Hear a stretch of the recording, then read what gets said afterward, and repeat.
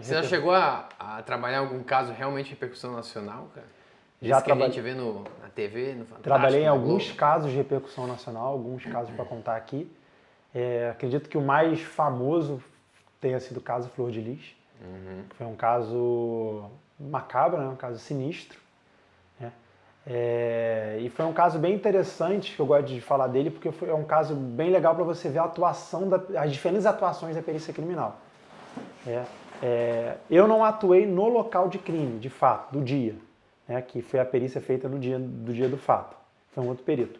Mas eu atuei numa perícia posterior, né? Com o mandado de busca que tinha na casa dela, que foi até aquele que saiu no Fantástico, na época, né? Que teve uma espécie de incêndio lá no quintal, né? Que parecia que estava tentando se desfazer de alguma coisa. Eu participei dessa perícia aí na época. E foi a perícia que foi encontrada a arma do crime, né? Inclusive tinha um pelo pubiano na arma do crime, né? Que foi o filho, né? Que foi o atirador.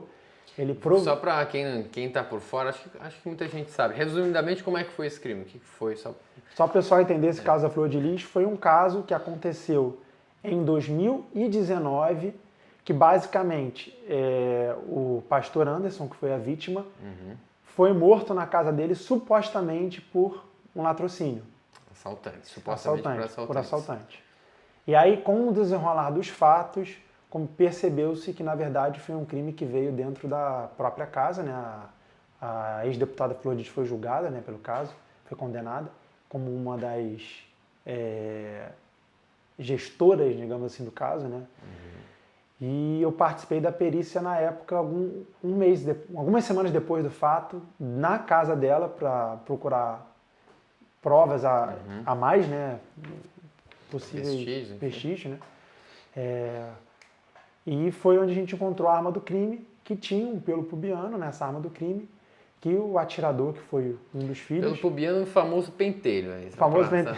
Pode falar. Pode. Famoso pentelho, aí o pessoal entende mesmo. Mas a gente está falando pro YouTube, essa linguagem faz do kawaii, né? É bem isso mesmo. Então o pessoal do kawaii aí, ó, o pessoal do kawaii entender aí. TikTok. E porque ele não utilizou-se de coldre, né, no fato, né, e foi uma dos indícios iniciais, junto com o depoimento de um dos filhos dela, que deu início a uma nova caminho para o caso e aí culminou no julgamento da ex-deputada Flor de Lis. Agora eu fico pensando, você está analisando a visão de perito criminal, você está lá analisando, vê um pelinho ali na arma. Esse pelinho deve ser importante. Cara, é uma coisa, é muito detalhe. É muito detalhe. É muito detalhe. Como é que vem isso? Vamos botar pro DNA, vamos analisar. Isso tudo é do treinamento, é da experiência? Como é que é? Exatamente. Você faz academia de polícia, onde você aprende tudo que você vai precisar exercer, mas eu sempre falo, não é um pedaço de papel que vai dizer que você é perito, que vai dizer que você é médico, que vai dizer que você é engenheiro. E principalmente o perito, porque a palavra perito é o quê? Uma pessoa que é, em tese, expert. Então eu falo que por mais que você estude na Cadepol, não basta só você continuar estudando com o tempo. Você está sempre estudando. A sua experiência que vai te tornar perito, é os anos de trabalho que te tornam perito. Então, cada local de crime te ensina uma coisa nova, né? Você tem lá, a base da perícia criminal é a criminalística e a medicina legal, são as disciplinas que dão base da perícia. Lá, o que está nos livros de perícia, né? Eu sou até autor independente, né? Eu tenho alguns livros de perícia, de criminalística e medicina legal. Lá você tem os tipos de manchas de sangue, os tipos de lesão, os tipos de vestígio. Mas quando chega no local de crime, vai estar um vestígio pela metade misturado com outro em cima do outro em determinada situação. Então é muita calma, muita experiência e muita minúcia para você ver e conseguir enxergar aquilo que vai ser importante lá na frente. Então a perícia o tempo te torna perito. Aí nesse caso você viu, tinha um pelo pubiano ali, manda para DNA e consegue bater com o DNA do atirador já?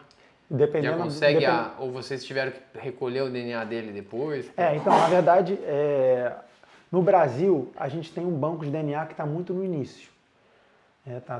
Tá em crescimento. Não é igual, por exemplo, os Estados Unidos, que tem um banco mais robusto.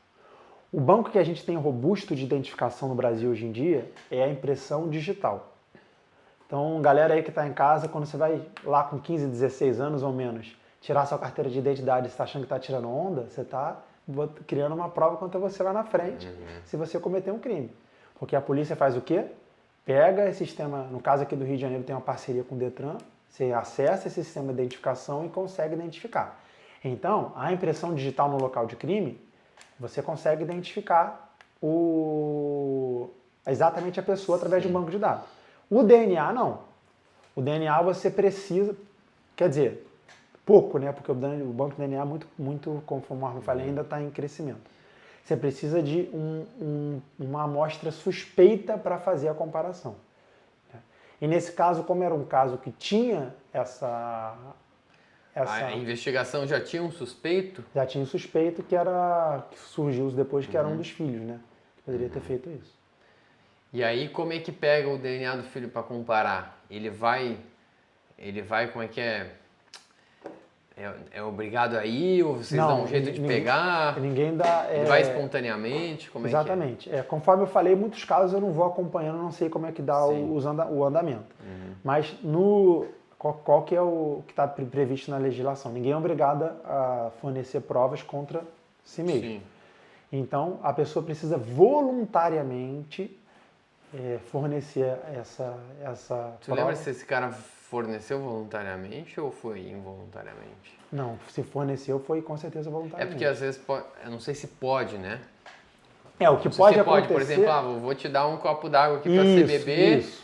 Assim, vou te chamar para a delegacia para depor. Quer um copo d'água? Pega o copinho d'água ali. Opa, tem a saliva dele aqui, vamos fazer o DNA. Ou a pessoa, por exemplo, está fumando um cigarro e aí já teve um caso que eu participei que um dos suspeitos estava fumando do cigarro lá na delegacia, né, e o cara deixa o cigarro cair no chão, ali, por exemplo. Né?